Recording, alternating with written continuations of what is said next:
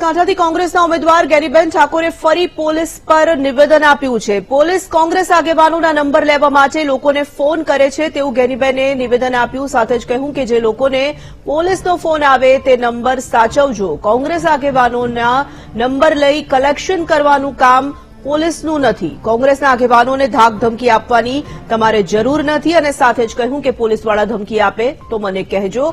Police તમારા આકાઓનું રાજ કાયમ નથી રહેવાનું।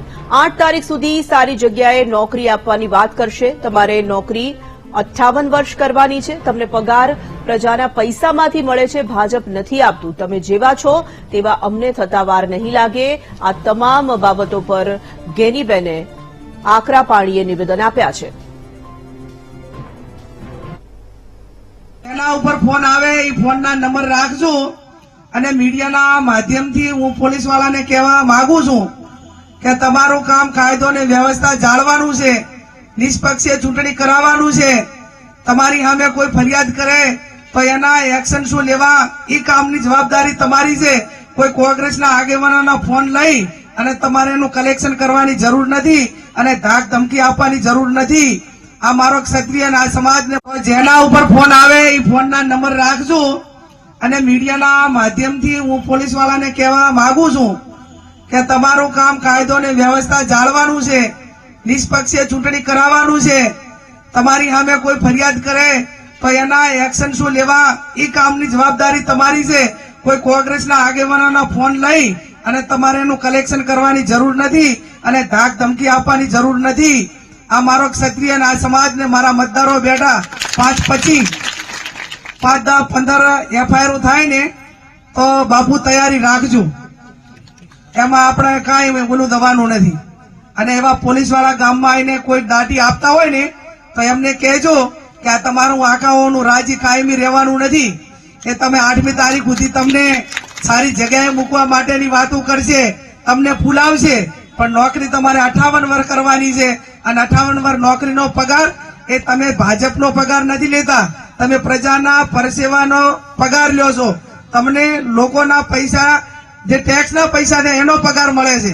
એટલે આટલી બાબત ધ્યાનમાં રાખીને મહેરબાની કરજો।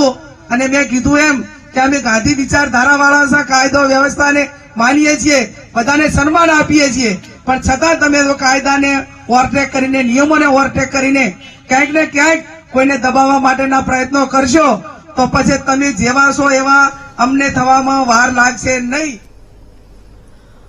ભાજપ નેતા યજ્ઞેશ દવે જોડાઈ ચૂક્યા છે વીટીવી સાથે વાતચીત કરવા માટે। યજ્ઞેશભાઈ, કોંગ્રેસના ઉમેદવાર ગેનીબેન ઠાકોરે પોલીસ પર નિવેદન આપ્યું, પરંતુ પોલીસ પર નિવેદન આપતા આપતા ક્યાંક ને ક્યાંક ગર્ભિત ઇશારો તમારી સરકાર સમક્ષ પણ કરવામાં આવ્યો છે। શું કહેશો?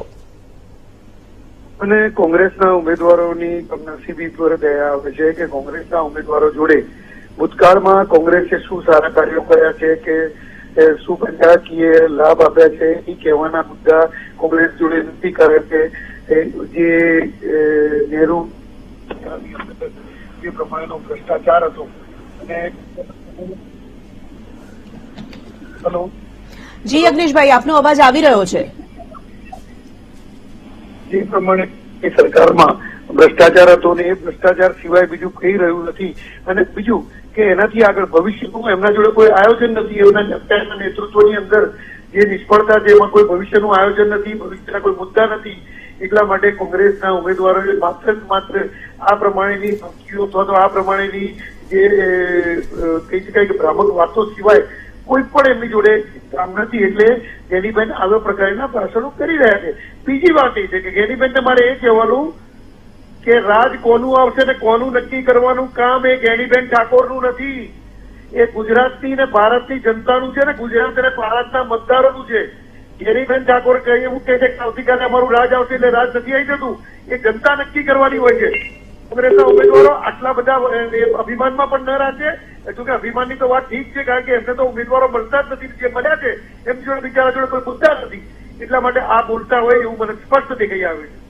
પરંતુ યજ્ઞેશભાઈ, જે રીતે ગેનીબેને કહ્યું છે તેઓ કહી રહ્યા છે કે ફોન પોલીસ દ્વારા કરવામાં આવે છે અને તમારા લોકોના ઇશારે કરવામાં આવે છે, તો આકાઓ કહીને તમને જ સીધું એમણે આક્ષેપ કર્યો છે આ રીતે?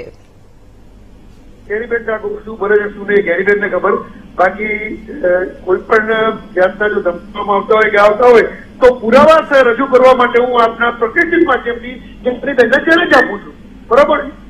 ઠીક છે યજ્ઞેશભાઈ, ધન્યવાદ અમારી સાથે જોડાવા માટે. તો ભાજપ નેતા યજ્ઞેશ દવે જોડાયા હતા. તેઓ જણાવી રહ્યા છે કે ગેનીબેનના પોલીસ પર લગાવેલા આરોપ પર યજ્ઞેશ દવે નિવેદન આપ્યું કે રાજ કોનું આવશે તે જનતા નક્કી કરશે. પરંતુ આ તરફ કોંગ્રેસ ઉમેદવાર ગેનીબેન ઠાકોરે પોલીસ પર અનેક નિવેદનો આપ્યા છે અને ફરી એક વખત પોલીસ પર ગેનીબેન આકરા પાણીએ થયા અને સાથે જ તેઓએ કહ્યું કે તમારા આકાઓના ઇશારે કામ કરવાનું મૂકી દેજો.